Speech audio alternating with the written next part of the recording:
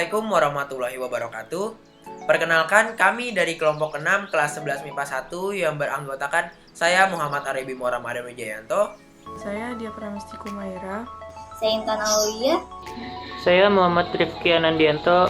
Saya Septian Diki. Sebelum kita masuk ke inti videonya, saya ingin menjelaskan sedikit mengenai apa itu laju reaksi. Laju reaksi adalah perubahan konsentrasi reaktan atau produk per satuan waktu. Laju reaksi bisa dipengaruhi oleh beberapa faktor. Faktor-faktor tersebut dapat mempercepat laju reaksi ataupun memperlambatnya. Adapun beberapa faktor yang dapat mempengaruhi laju reaksi. Yang pertama ada luas permukaan, yang kedua ada suhu, yang ketiga ada konsentrasi, dan yang keempat ada katalis. Nah, pada video kali ini kelompok kami akan menampilkan video percobaan tentang faktor-faktor yang dapat mempengaruhi laju reaksi. Selamat menonton!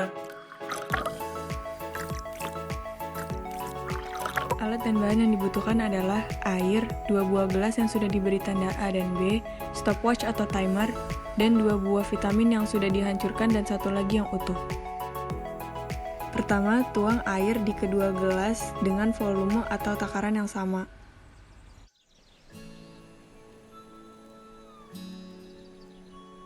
Setelah itu, masukkan kedua vitamin di saat yang bersamaan dan jangan lupa nyalakan stopwatch atau timernya dan amati reaksinya. Bisa dilihat dari reaksinya, vitamin yang sudah dihancurkan menjadi serbuk lebih cepat larut dibandingkan vitamin yang masih utuh. Dari percobaan yang sudah dilakukan, dapat disimpulkan bahwa suatu zat akan lebih cepat bereaksi apabila permukaannya diperluas dengan cara mengubah bentuk bongkahan menjadi serbuk. Jadi, semakin kecil luas permukaannya, semakin cepat juga laju reaksi dari zat tersebut. Saya di sini akan mempraktekkan faktor suhu. Untuk bahan-bahannya saya memakai 2 seset adem sari dan alat-alatnya di sini saya menggunakan 2 gelas ditandai dengan air panas dan air normal. Dan yang terakhir untuk penghitung waktu saya menggunakan stopwatch. Oke, di sini pertama-tama masukkan air panas dan air normal. Saya memakai 200 ml air panas dan air normal. Usahakan airnya sama. Dan masukkan 2 seset adem sari. Usahakan sama bersamaan masuknya. Amati reaksinya. Dan mulailah stopwatch-nya.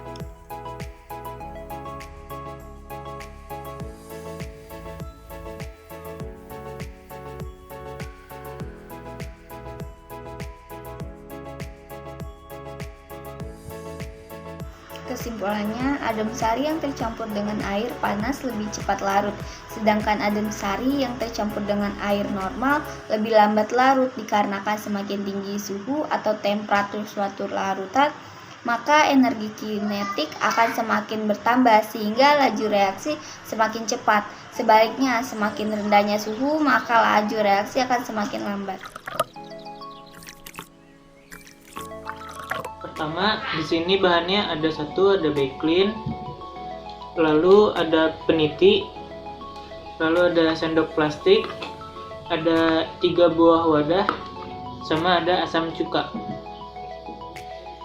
Percobaan yang kita lakukan pertama adalah menuangkan wadah ini dengan bakelin.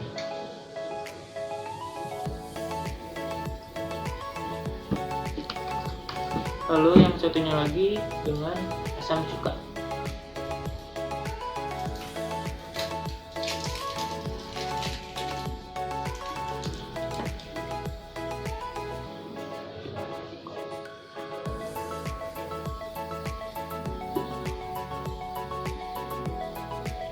Lalu yang di tengah kita tuang campuran asam cuka dengan bakelin.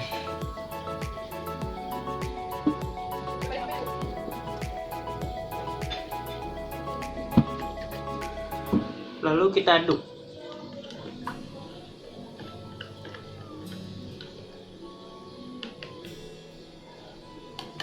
Lalu di tahap selanjutnya kita taruh 3 peniti ke masing-masing wadah. Lalu kita tunggu selama 5 menit.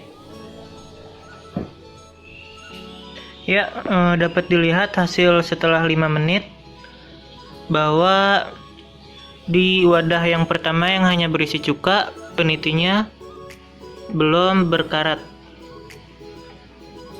Lalu di wadah yang kedua yang berisi campuran antara cuka dengan backlin sudah terlihat berkarat. Dan wadah yang hanya berisi backlin, penitinya belum berkarat. Jadi kesimpulannya, menurut percobaan yang tadi dilakukan, terbukti bahwa reaksi yang berlangsung paling cepat adalah campuran dari pemutih dan asam cuka. Hal ini dikarenakan pemutih mengandung natrium hipoklorit sehingga ia berperan sebagai katalisator yang mempercepat laju reaksi korosif dari asam cuka.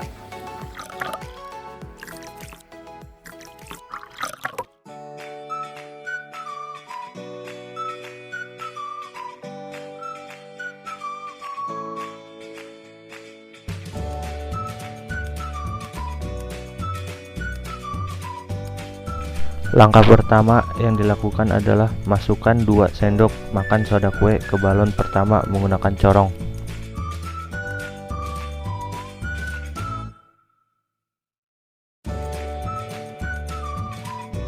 Dilanjutkan dengan 1 sendok makan soda kue ke balon kedua. Kemudian masukkan cuka ke dalam botol.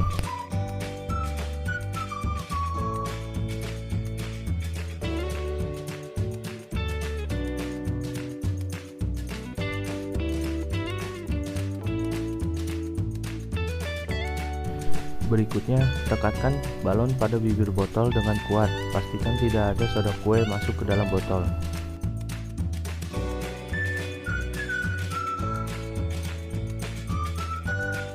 Setelah itu, angkat kedua balon dan amatilah soda kue yang masuk ke botol dan bereaksi dengan cuka.